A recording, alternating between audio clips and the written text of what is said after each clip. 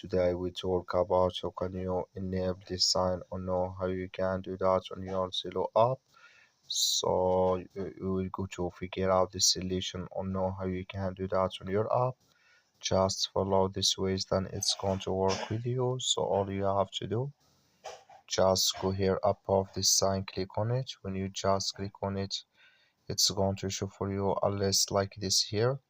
So then all you have to do, you just click here on options.